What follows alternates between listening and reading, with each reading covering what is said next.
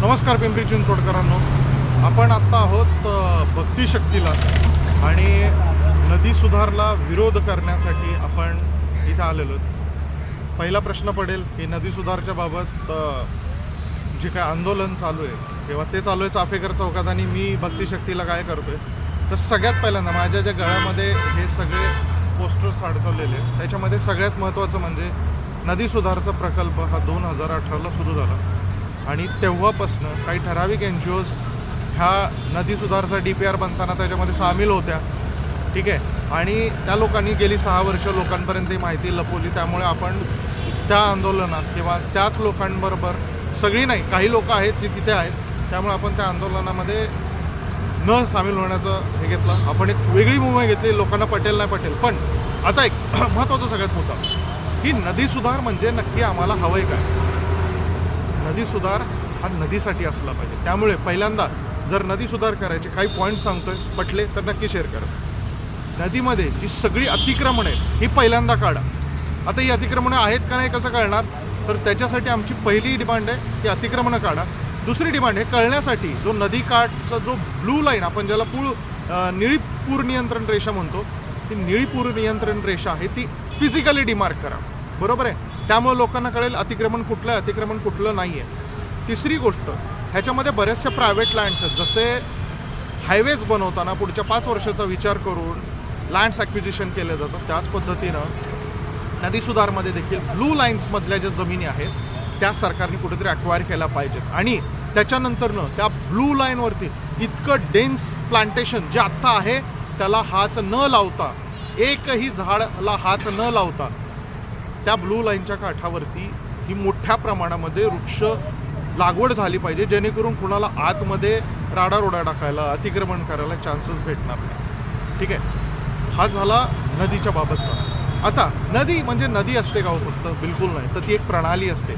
नदीला येऊन मिळणाऱ्या ज्या काही उपनद्या आहेत, ओढे आहेत, नाले आहेत, जिवंत झरे आहेत, यांना देखील स्वतःचा एक, जसं ब्लू लाईन, रेड लाईन असेल त्यांचा स्वतःचा एक बफर झोन असतो. त्या बफर झोनवरती सुद्धा खूप मोठ्या प्रमाणात अतिक्रमण झालं आहे. शहरातली अनेक ओढे, नाले हे सगळे अतिक्रमित होऊन सगळे बुजवलेले गेलेले आहेत किंवा एका छोट्याशा पाईपलाईनमध्ये बंदिस्त केले गेलेले. त्यामुळं ह्या ओढ्या नाल्यांना देखील अतिक्रमणमुक्त करावं ही अजून एक मागणी. आत्ताच्या परिस्थितीमध्ये जर नद्यांच्या समोरचा सगळ्यात मोठा आणि गहन प्रश्न जर लक्षात घेतला तर तो आहे म्हणजे प्रदूषणाचा. तुम्ही 100 लोकांना, सर्वसामान्य लोकांना विचारा की तुम्हाला नदीचा कुठली समस्या आत्ता सगळ्यात गहन वाटते, ते सगळे म्हणतील की नद्या फेसाळतात आहेत, नद्या प्रदूषित, नद्यांचं गटर झालं आहे. त्यामुळं आत्ता जो सरकारी जो नदी सुधार प्रकल्प आहे त्याच्यामध्ये तुम्हाला जर इथं दिसत असेल तर फक्त आणि फक्त 5% अमाऊंट ही नदीच्या स्वच्छतेवरती आणि 95% हे सिव्हिल वर्कसाठी किंवा गार्डन्स वगैरे ह्याच्यासाठी.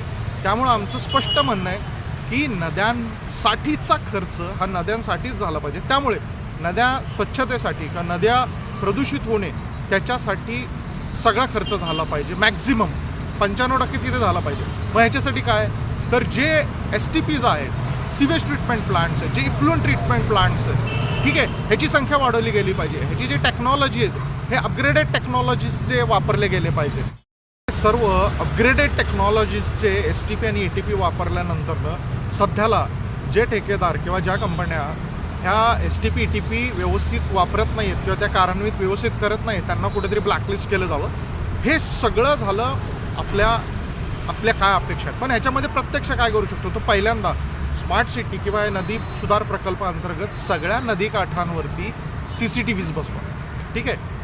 आणि इथून पुढे सर्व लोकप्रतिनिधींनी मिळून जर नदीच्यासाठीचा एखादा चांगला कायदा बनवता आला तर तो कायदा बनवता या आणि त्या कायद्यामध्ये अशी प्रोव्हिजन असावी, नदीचं प्रदूषण करणाऱ्या लोकांना बेल देखील मिळाली नाही पाहिजे, अशा कडक शिक्षा त्याच्यामध्ये असल्या पाहिजे. त्याचबरोबर जसे आपल्याकडे ग्रीन मार्शल्स आहेत किंवा हे नदी स्पेसिफिकली नदीवरती वॉच ठेवण्यासाठी रिव्हर सोल्जर्स किंवा नदी रक्षक असे नेमले गेले पाहिजेत.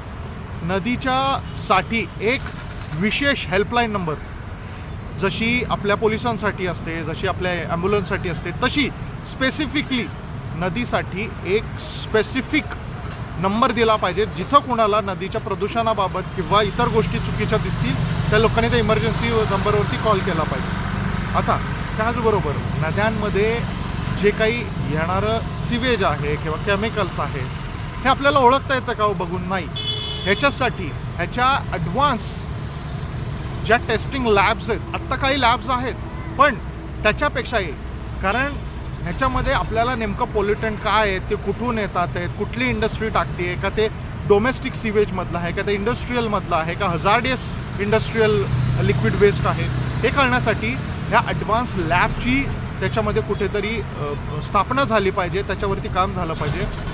आणि सगळ्यात शेवटचं आणि सगळ्यात महत्त्वाचं म्हणजे नदीमुळे आपल्या येणाऱ्या पिढीचं हे भविष्य ठरणार आहे. ठीक आहे, त्यामुळं त्याच्याकडे आपल्याला दुर्लक्ष करून हे चालणार नाही. आणि त्यामुळे कुठेतरी या व्हिडिओच्या माध्यमातून एक नदी सुधार प्रकल्पामध्ये नेमकं आपल्याला अपेक्षित काय हे आपण ह्याच्यामध्ये सांगण्याचा प्रयत्न केला. मित्रांनो, तुम्हाला जर हा व्हिडिओ आवडला तर तो नक्की पुढे शेअर करायला विसरू नका. जय हिंद, जय महाराष्ट्र, जय पर्यावरण.